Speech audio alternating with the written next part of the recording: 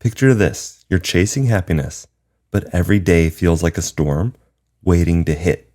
From why we cling on to stress, to what ifs, to a life that doesn't light us up. Today we're tearing down the lies that we tell ourselves about happiness, success, and what's holding us back.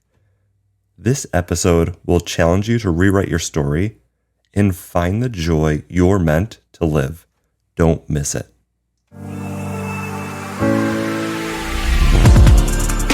Welcome to The Practical Edge. We're here to strip down the old and rebuild a better you, helping you redesign your life with clarity, courage, and practical strategies. If you're ready to stop settling and start evolving, you're in the right place. I'll be your host, Bill in England. Now, let's get on to the show. When's the last time you saw a pharmaceutical ad? They show you a person frolicking in a field with a puppy, having the time of their life like they just won the lottery. Does anybody else find those spark thoughts? I want that. Subconsciously, everyone wants to be happy. But what makes us happy differs amongst each person. Like everything in life, our experience of joy throughout life differs. Our genetics, our hopes and dreams are all uniquely different. What might be that thing that makes you feel like you're frolicking in a field? Not in a literal sense, but makes you happy. So many people cannot answer that question. We lose ourselves, our vision, our hope. Think about the question for a moment. What do you do for fun? I'll wait for you to answer that question to yourself. If your thought was something in relation to money, perhaps financial security will provide you some happiness. Absolutely. Let's assume you have your living expenses covered. What's your next thought? What makes you happy in life that you cannot simply get with money? Because hedonism is real. Surely you've heard the phrase, keeping up with the Joneses. Hedonism is real, but it is never ending. There's always another tier.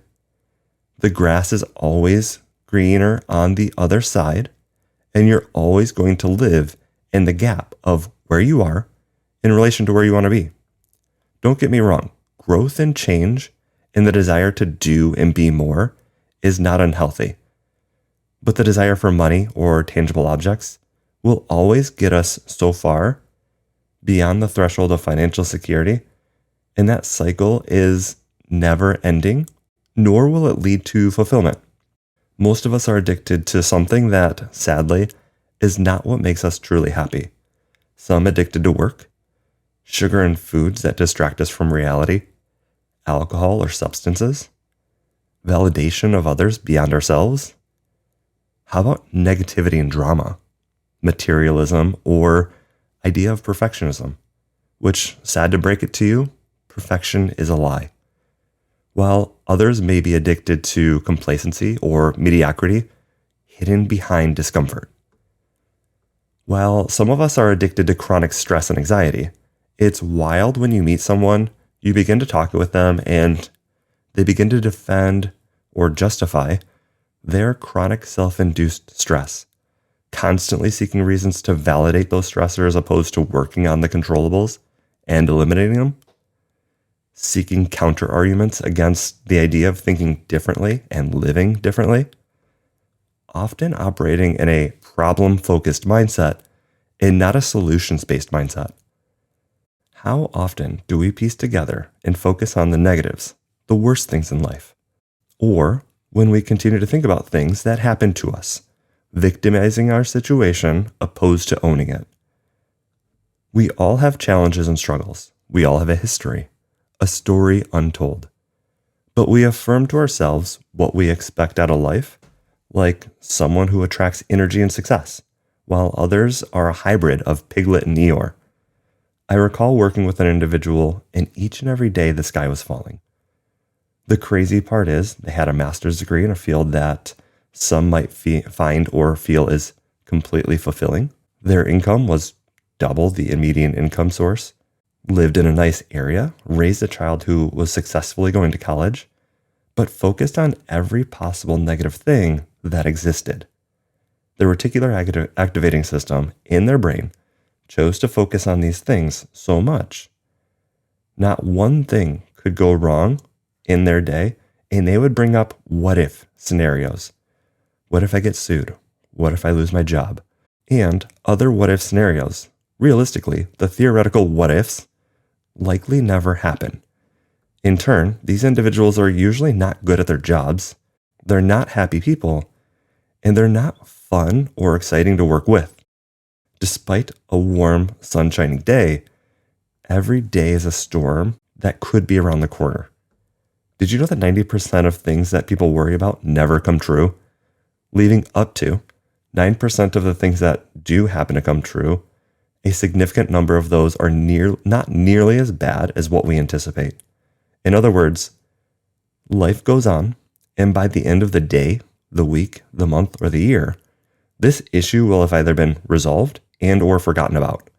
One strategy that can be self-auditing thinking is an idea of asking yourself, is this something that's going to affect me in 3 years from now?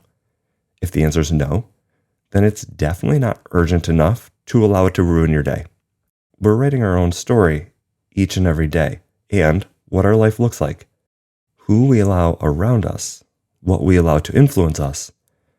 We have control of what we think and how we audit those thoughts. For those who have an internal dialogue, at least. Side note, have you ever met someone or come across someone that doesn't have an internal dialogue and they just word vomit every time you're around them? I've legit wondered if some of these people are just testing me to see how I react around them, or if this is their everyday life. Usually, turns out it's the latter. Anyways, when we begin to recognize our situation, we can start to make decisions to better control our environment and how we respond to the world around us.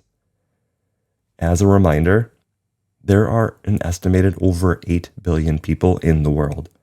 Somehow, so many others are doing just fine in life without half of the opportunities or wealth that we have. I say this confidently because you've made it to this podcast.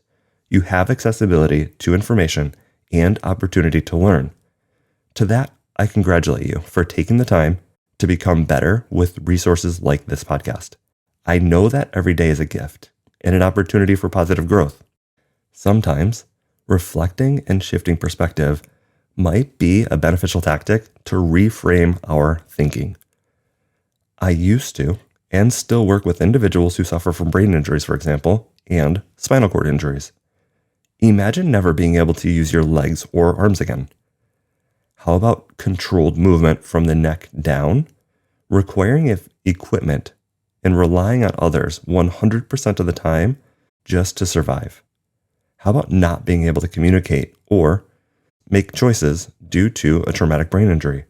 I'm not trying to fearmonger here, but giving perspective that life truly is good for most of us, and that there's so much more to be grateful for in our day-to-day life. It sounds cliche, but true. When our life is comfortable, we can constantly look around the corner, metaphorically, for the next cougar or mountain lion that might be a threat. It makes for a hard life, but not facilitating growth. But when somebody has a hard life full of intentional eustress or intentional healthy stress to build resiliency, growth, that can make for a strong person. It takes grit and will in order to find a way to challenge your comfort zone in a way of thinking. Examples like getting into college or reading a personal development book, running a marathon, or going to the gym to overcome a perceived weakness.